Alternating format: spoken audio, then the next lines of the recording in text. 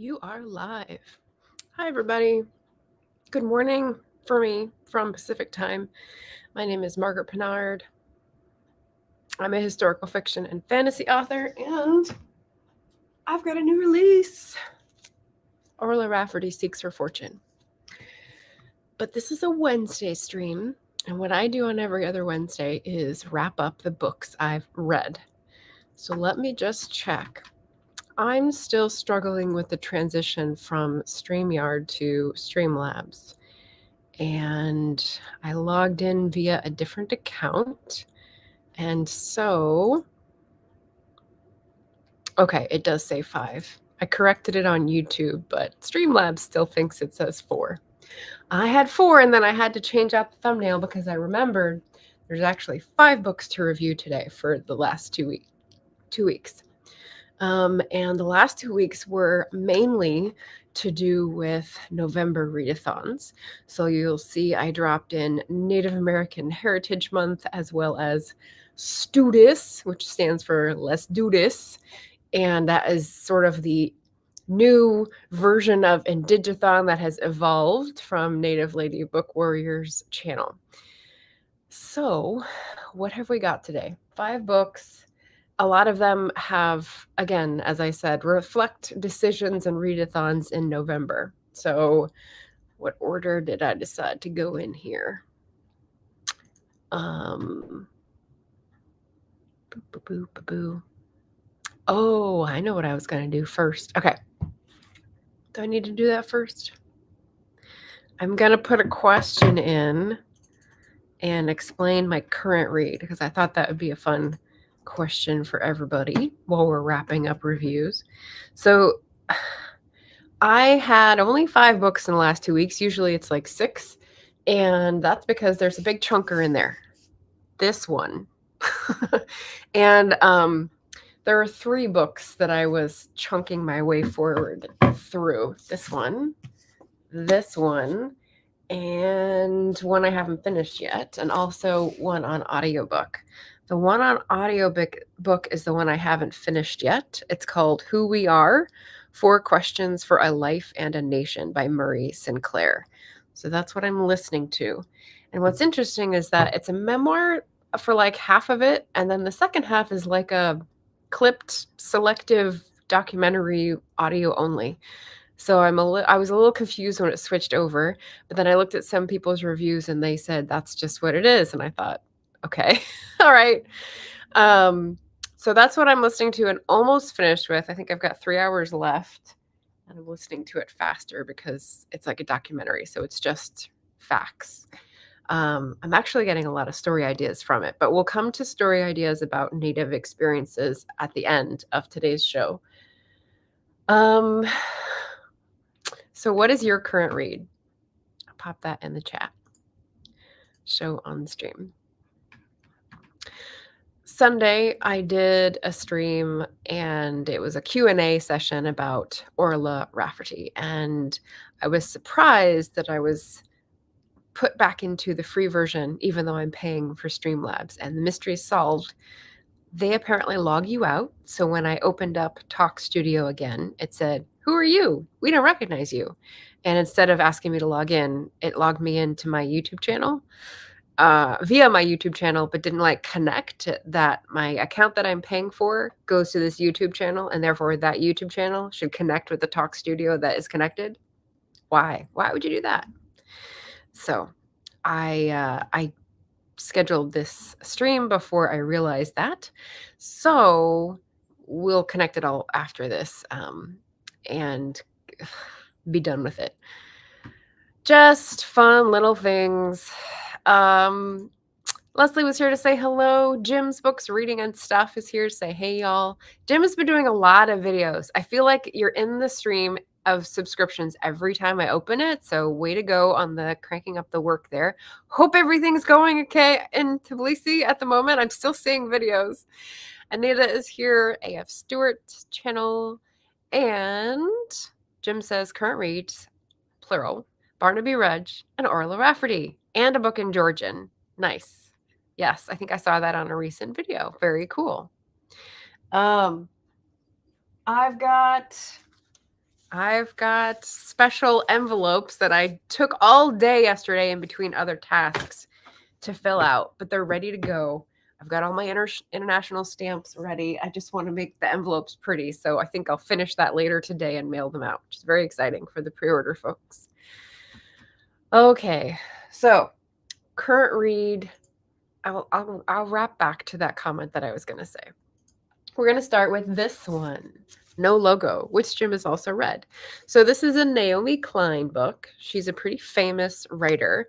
She's more in the vein of investigative journalist and iconoclast. She's had several books since this one, but this one really put her on the map and made her famous. I buddy read this with Anya at Well Traveled Books.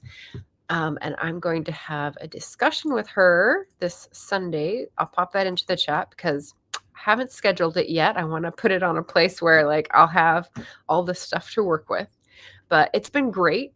I started this book on November 1st and plugged away at it like a chapter a day or two.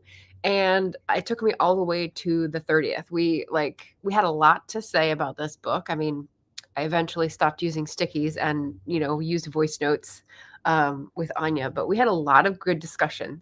So I don't have the stream up yet, but please do tune in on Sunday or for the replay to listen to our discussion.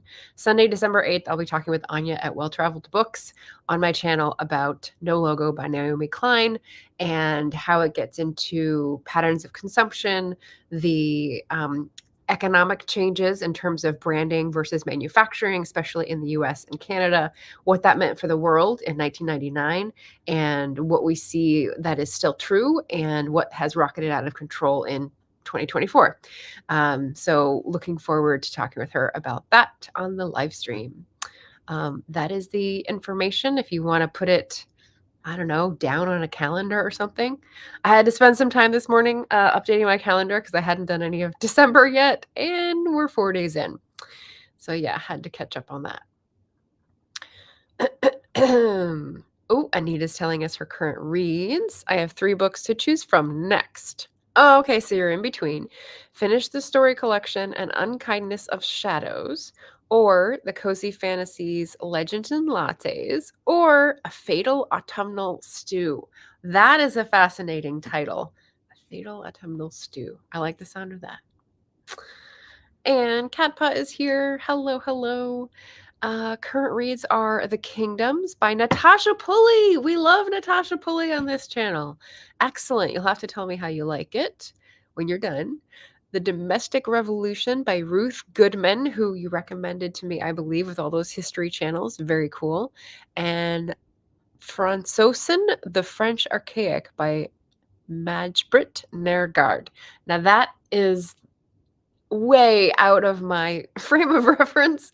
I don't know what that could be about. If Francosen is the title and the Frenchman is the translation, archaic, then Majbrit or Maybrit Nergard must be a person in another culture and language. So interesting mystery for us. We've got a JC saying hello, hello. Yes, current reads, JC. So go ahead and drop it in the chat. So I've just gone over one book and told you that I'm going to discuss it in detail with Anya of Well Traveled Books on Sunday, December 8th. So catch that on the replay if you are curious for No Logo. What do I have next? Okay, so along with the theme of decisions in November, I decided to become vegetarian. I'm giving myself a couple exceptions for like family holidays, high holidays of the year, but never having tried this before, it's a little strange. But one of the things that was very easy was I followed this gal on TikTok for maybe a year, and I've saved a lot of her recipes because she makes everything look so good. So this is Peaceful Kitchen, the new cookbook from Catherine Perez. She goes by Plant-Based RD on TikTok and elsewhere on the webs, and she's a registered dietitian, which is RD, and also does plant-based foods. So she started out as way the other side of the spectrum, right? Convenience foods, sugar, salt, things that she realized after a while were not helping her and were not helping the people around her. So she made the change. And actually went to school to educate herself about things and then started recipe development and then like got on the internet and really snowballed into what I think is a really meaningful way to present and convince and invite and include. So I've loved her channel and her recipes look really good. I've tried a couple and the chickpeas are amazing. The crispy roasted chickpeas with spices. So simple. The only part that I have to like listen to something when I'm doing because it takes so long is peeling the skins off. So this is doable. This is doable. So I really like her approach and her story and her presentation skills. She's great at the videos. And so I saw this book at Powell's when I was going in there for a food browse, and I thought, well, I can find a more indie bookshop, right? Powell's is huge. It's one of the biggest indie bookshops in the world. And they're just, not the small guy. So I went to another shop, and at this small bookshop up in Southeast Portland, she had a couple copies of this because she followed her on TikTok. So it was lovely. It was a meeting of the minds. We both loved this content creator. And I'm very excited to do more from this. I've got lots of things picked out. I may just take it home when I go home for the holidays. Who knows?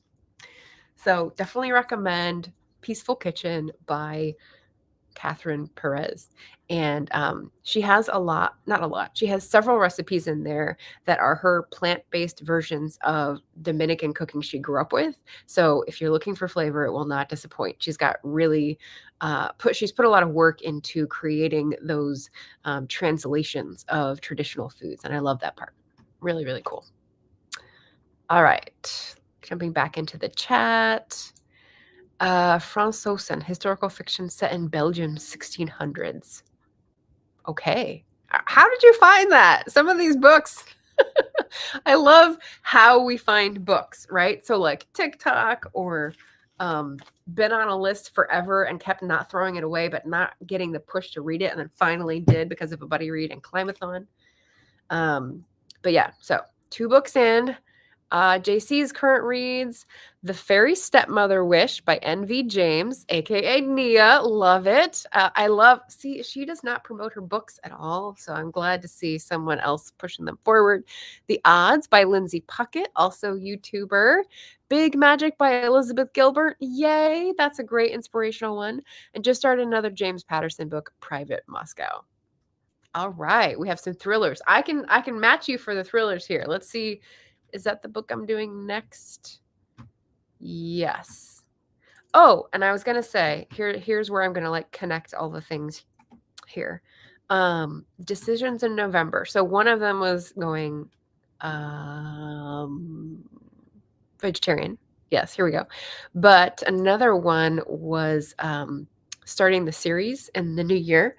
So I've got things on my list. I've got 2 things on my list. I've got the planning stream that's either next a week and a half or 2.5 weeks that I need to talk to JC, Stephanie, and Sky about. And then January, the first Truth and Reconciliation Commission session.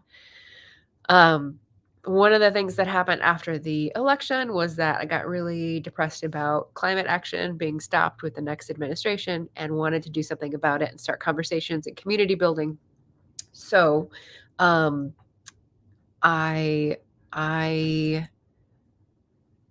let's see, cookbook. I'm getting confused because I'm reading the chat. So I would love to invite people on if they have some aspect of climathon related things that they want to talk about and like ask people about, or just like explain what they're having conniptions over. Like I want to hear that and get some of that out in the open so that we're not feeling so alone and miserable about it. So that's what I wanted to not forget. And yeah, that's the cat. So that relates back to, I got thinking about this idea. I came up with it on this stream on the last Good Fight Friday with Alice Henderson. And so if you want to catch that, that is in the chat. This is the next book. That's why I have it here. Okay. Ghost of Caribou. And I forgot that I needed to pull this up. So So we had No Logo, which will be discussed. We had Peaceful Kitchen, which I just discussed. And then we had Ghosts of Caribou, the third in the Alex Carter series by my lovely author friend, Alice Henderson. And I can't do overlays on this, which is why I'm screen sharing here. So Alice is really good at doing the thriller, the cli-fi, and what I loved about reading this book, I had to listen to it in a desktop browser because that's what my that's what my library provided the format for in time to start. So it was a little bit of a weird, like, captive audience format. But hey, he's trying to interrupt and get some attention. Sorry, dude.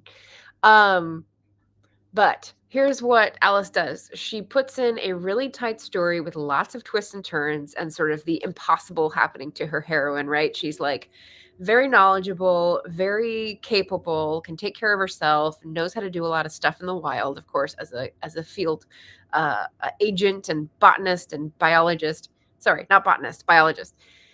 And so she puts her in these situations where it's like one thing after another, and you're like, oh my God, how's she going to make it?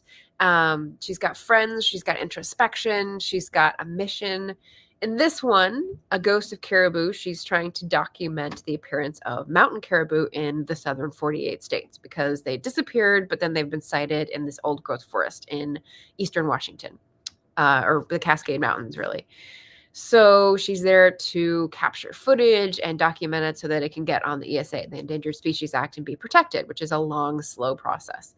So as she's doing this, she runs into other people who are like, I don't know. Are they good? Are they bad? What do we know about these forest dwellers? We meet some activists. We meet some like silent and people who are hiding, like, what's that about? And then there's people who have disappeared, and then a murdered body that also appears. So like lots going on outside of the science like base, right? The premise. And she's a master at making these very suspenseful and so yeah, I definitely recommend Alex Carter cli-fi thrillers, especially if you like wildlife, if you like to hear about different kinds of animals that are really cute and need protection. And in our conversation a couple Fridays ago, Alice had a lot of great like steps you can take. Cat Paw was there. She contributed to some of the conversation about activism steps, as well as who was the other gal who hadn't been in a while, and then she was like, oh yeah, I'm helping with the butterfly count here. I was like, what? That was awesome. So it was a good time, and the book is a good time, so definitely recommend A Ghost of Caribou.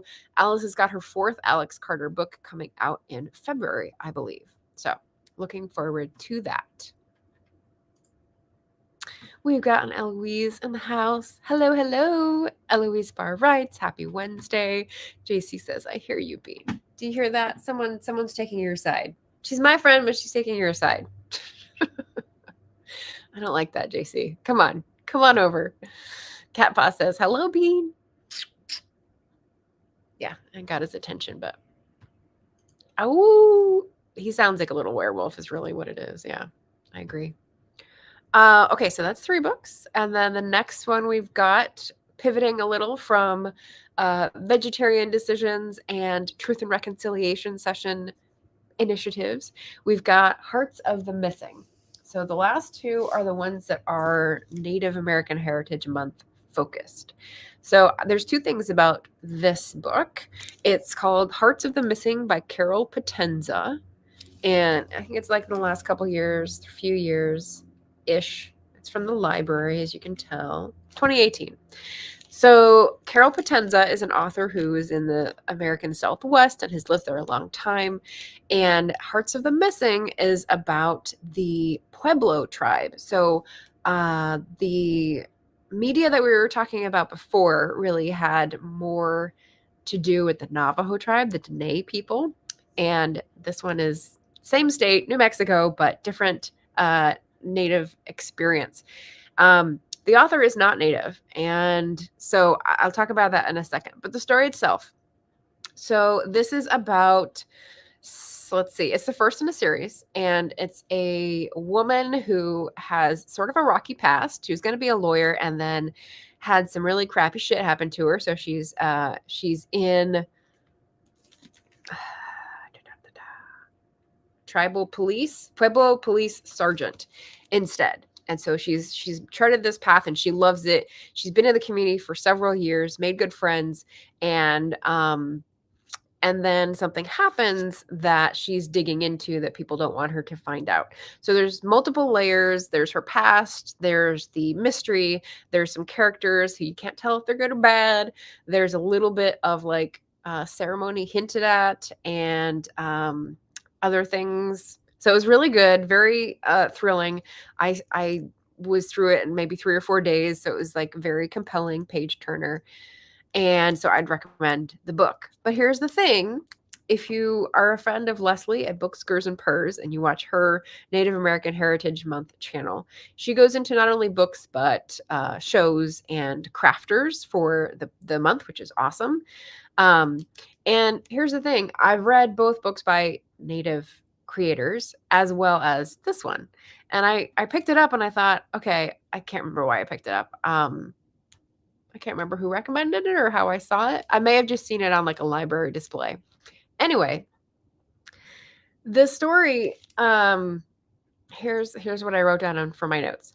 So in listening to my friend Sarah DeVello's interview with Ramona Emerson, who is also a Native creator and has lovely books, I asked them about Dark Winds, and she said, there's a lot of like actors from other tribes who have filled in that, and it's based on a Tony Hillerman story, which has sort of a checkered past. He's one of these white men from the early 20th century who really sailed in to trade on stereotypes and, not really ask the people about what he was going to write about. He had a source where he was telling stuff that like wasn't really supposed to be shared outside the tribe. So a lot of dicey issues, a lot of stuff that, was not asked permission, was not consented to.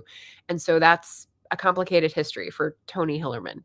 And Carol Potenza is a Tony Hillerman Prize winner, right? So we're dealing with sort of the next generation of writers that have patterned themselves on that. So where does that put the new generation, right? I have really read and loved Vanessa Lilly's books and Angeline Boulley's books. Those are both Native writers who write mystery thrillers that have to do with the modern world, but also Indigenous issues. Things like murdered and missing Indigenous women and girls, things like NAGPRA, the repatriation of Indigenous remains from museums, lots of really political issues and things that Indigenous activists are fighting for right now. So there is a little bit of that in this book. There's definitely a lot of attention to jurisdiction issues and sort of politics within the tribe. I would say it's probably a little simplified from Angeline Boulley's experience with her writing, which I feel like gives us more detail. But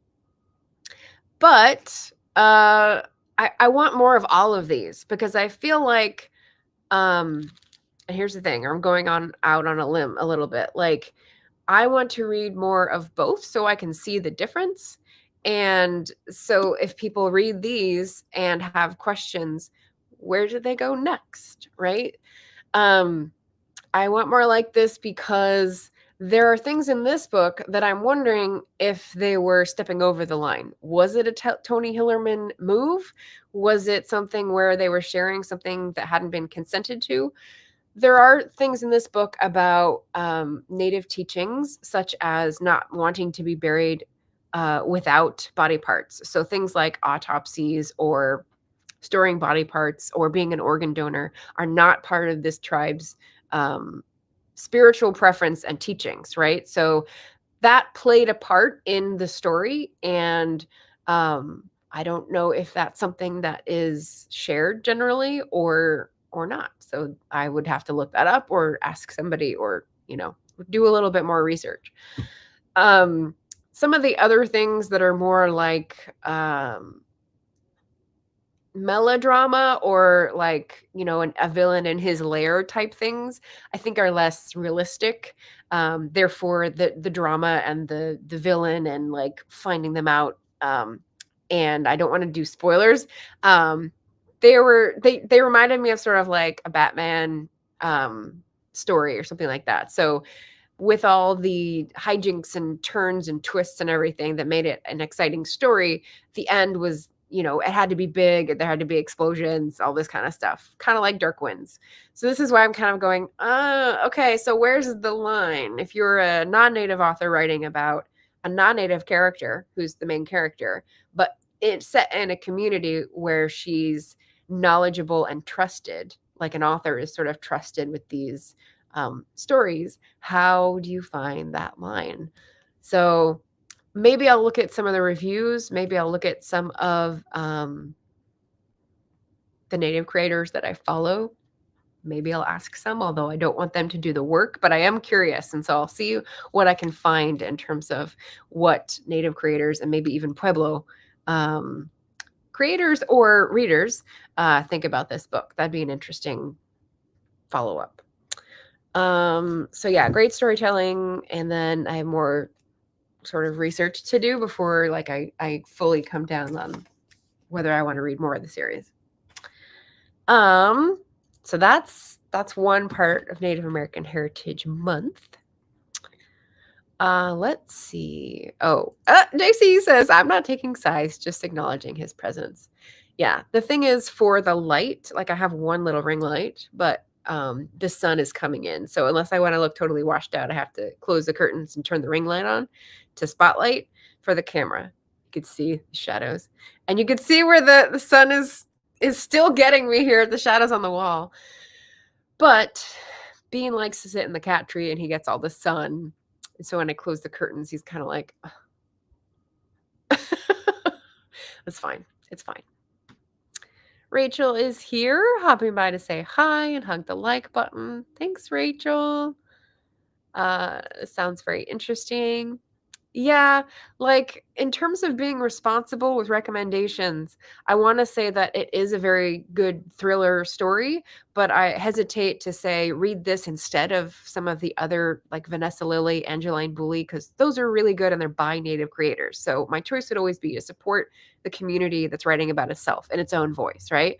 But I like this, so I want to find out more about the author before I continue, and I want to get other opinions on it. So anyone knows an opinion, let me know. Cat paw. Adding to my TBR. There we go. So do you feel this author does a better job of showing the truth of the matter? Carol Potenza compared to Dark Winds? I don't know which one you want me to compare it to. Yeah, good point. Where's the line?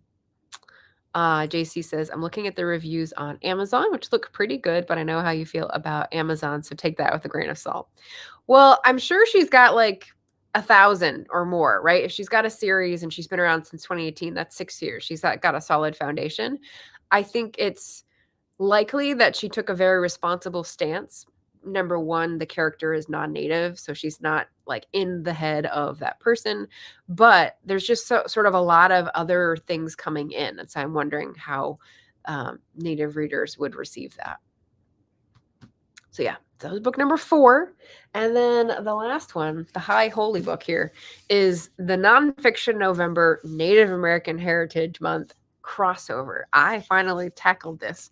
And when I look on my Storygraph, I got this at Barnes & Noble, I think 2 years ago for like when they had their big sale when things were 50% off.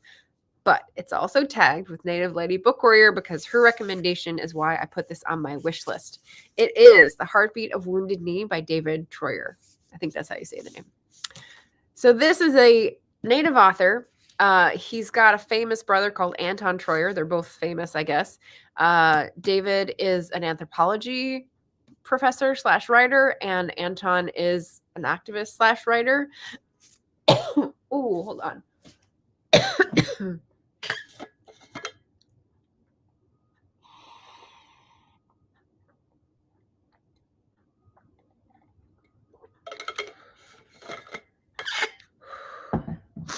You never know when that's going to happen. So that's why I always have my water bottle nearby. So yes. So wish list, Native Lady Book Warrior, Kim recommended. And I think I talked about with Jim before. The earlier classic is called Bury My Heart at Wounded Knee. It came out, I think, in the 80s or 70s. It's by Dee Brown, who is not a Native writer. And the massacre that happened at Wounded Knee is from 1890. And David Troyer took issue with this feeling that someone had written about that tragedy as sort of the end of Native American life. Meanwhile, 130 years later, like, people have had a lot to do, right? So since 1890, it was a massacre of about 40 undefended women and children and people encamped, right? So it was looms large in the psyche, but not loads and loads of people as many other massacres have been. So he's taking the stance that he felt hurt in his heart that this is the sort of attitude of the mainstream of America, that Native Americans sort of died out and aren't here anymore and don't have anything to say and have been absorbed, right?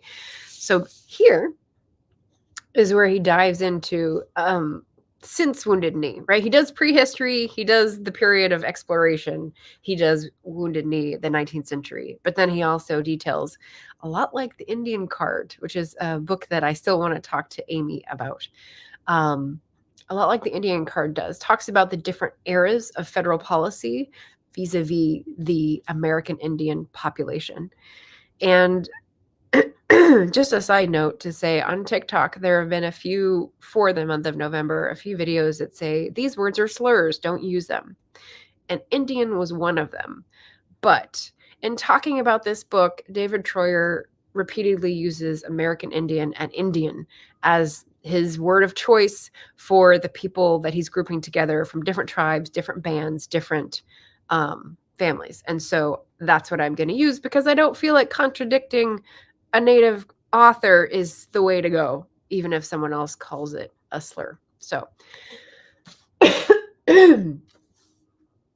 tell me if I'm wrong. So we go through prehistory, age of exploration, age of moving, age of Trail of Tears, like all these historical events. And then we start getting into allotment, assimilation, termination, all these different eras of federal policy. And basically what the federal government did, besides trying to move everyone to steal the land and then corral everyone on reserves so that they didn't have opportunities and the whites could settle, and then divide up those reserves so that people would be privatized and, working with European culture and settler culture and farming. And then they could get different plots of land in between and all that stuff. And then termination, when the government tried to say, hey, you guys, treaties don't work anymore. We're not going to put up with this like responsibility. We're out. And then they said, like, no, that doesn't work for us.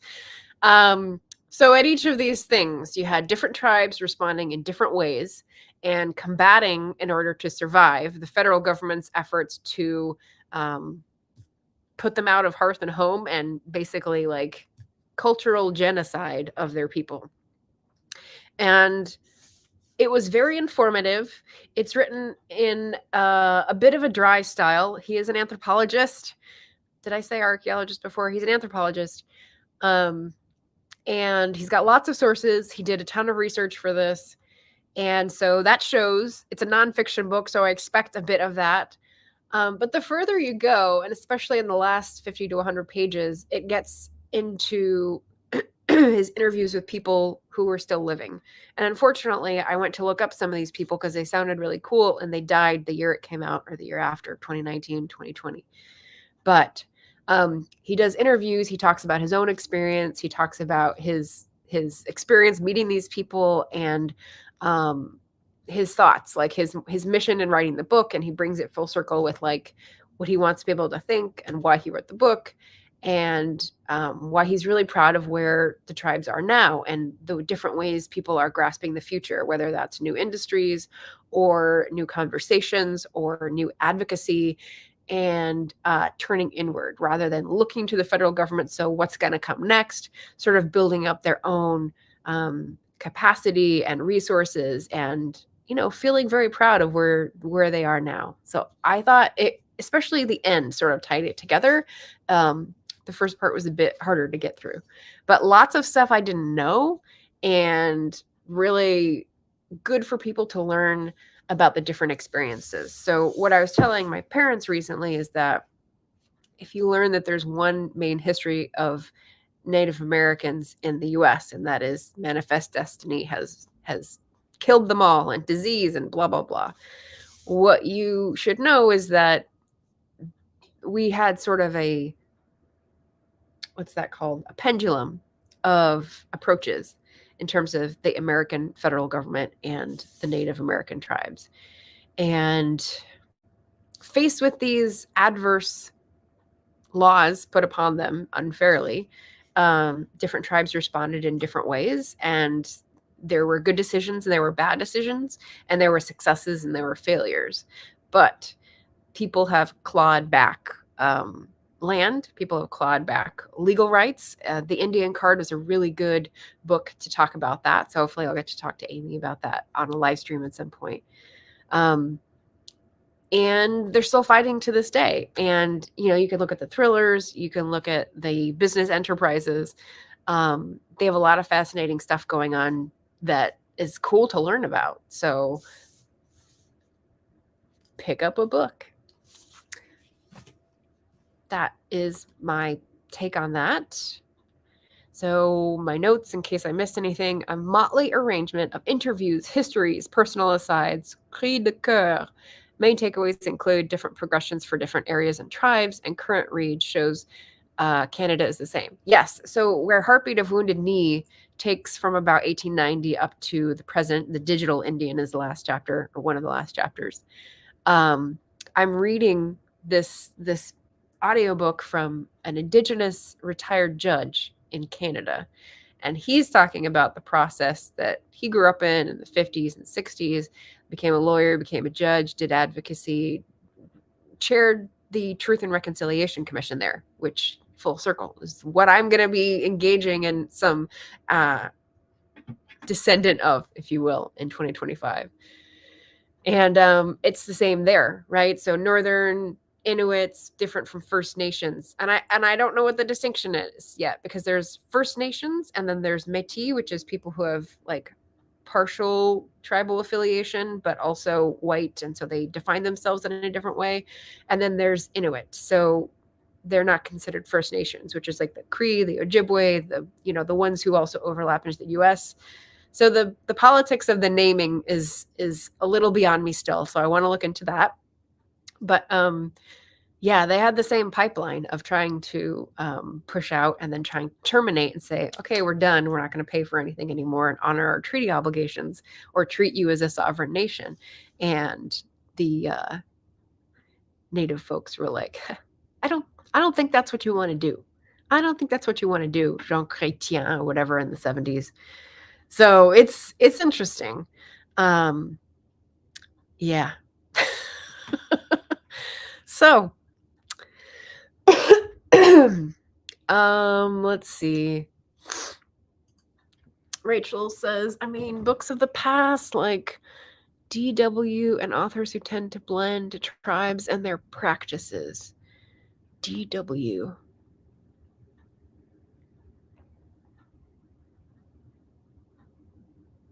I don't know what that refers to. It's not D. Brown.